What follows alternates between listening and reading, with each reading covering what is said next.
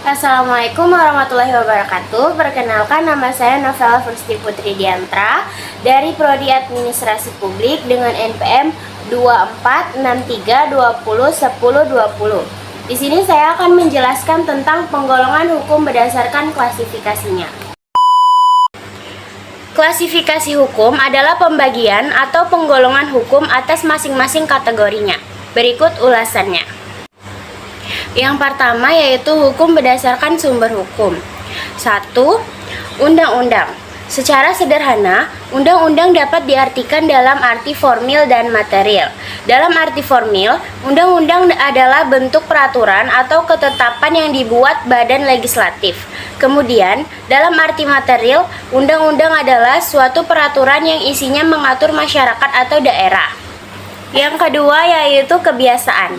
Kebiasaan adalah tindakan menurut pola tingkah laku yang tetap, ajek, lazim, normal, atau adat dalam masyarakat atau pergaulan hidup tertentu. Ketiga yaitu jurisprudensi. Singkatnya, jurisprudensi adalah sumber hukum yang dibentuk oleh keputusan hakim. Jurisprudensi ini kemudian digolongkan menjadi dua, yakni jurisprudensi tetap dan tidak tetap atau biasa. Jurisprudensi tetap adalah keputusan hakim yang berulang kali dipergunakan pada kasus yang sama. Sedangkan jurisprudensi biasa atau tidak tetap adalah jurisprudensi yang belum masuk dalam kategori tetap. Yang keempat yaitu traktat. Traktat adalah perjanjian yang diadakan oleh dua negara atau lebih. Jika diadakan oleh dua negara disebut sebagai traktat bilateral. Kemudian, jika dilaksanakan oleh beberapa negara, misalnya NATO, disebut sebagai traktat multilateral.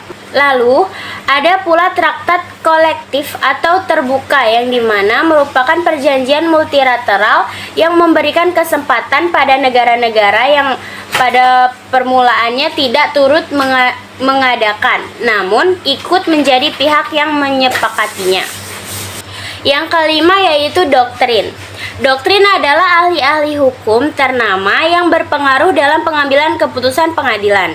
Umumnya, doktrin digunakan saat undang-undang, perjanjian internasional, dan saat jurisprudensi tidak dapat memberikan jawaban atas suatu kasus. Untuk dapat dijadikan sumber hukum, doktrin yang digunakan haruslah tetap menjadi keputusan hakim. Keenam, yaitu revolusi. Revolusi adalah tindakan warga negara yang mengambil alih kekuasaan dari luar, cara-cara yang diatur dalam konstitusi negara. Lanjut, yang kedua adalah hukum berdasarkan bentuk hukum. Ada tertulis dan tidak tertulis. Yang tertulis merupakan hukum yang tercantum dalam berbagai peraturan negara. Umumnya, hukum tertulis bersifat kaku, tegas, dan menjamin kepastian hukum. Contohnya seperti undang-undang, perpres, perda, peraturan pemerintah, dan lain sebagainya. Sedangkan, hukum tidak tertulis dapat diartikan sebagai hukum yang berlaku dan diyakini oleh masyarakat tertentu. Keberadaannya tidak tertulis dan tidak terbentuk secara formal, namun tetap dipatuhi. Contohnya adalah hukum adat. Selanjutnya yang ketiga adalah hukum berdasarkan isi hukum. Ada publik dan privat. Secara sederhana, hukum publik mengatur interaksi antara warga dan negara serta kepentingan umum. Hukum yang termasuk dalam hukum publik antara lain hukum tata negara, hukum administrasi negara, dan hukum pidana. Kemudian, secara sederhana, hukum privat dapat diartikan sebagai hukum yang mengatur hubungan antara sesama manusia. Hukum yang termasuk dalam hukum privat antara lain hukum perdata tentang pribadi, hukum perdata tentang harta kekayaan, hukum perdata tentang perikatan, hukum perdata tentang hak imaterial, dan hukum dagang. Yang keempat yaitu hukum berdasarkan sifat hukum. Ada dua, yaitu sifat mengatur dan sifat memaksa.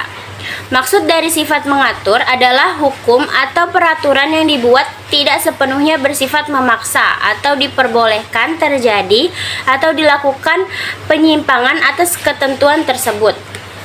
Sementara itu, sifat memaksa dapat diartikan sebagai hukum atau peraturan yang harus ditaati dan tidak boleh dilanggar dengan upaya mengatur ketertiban.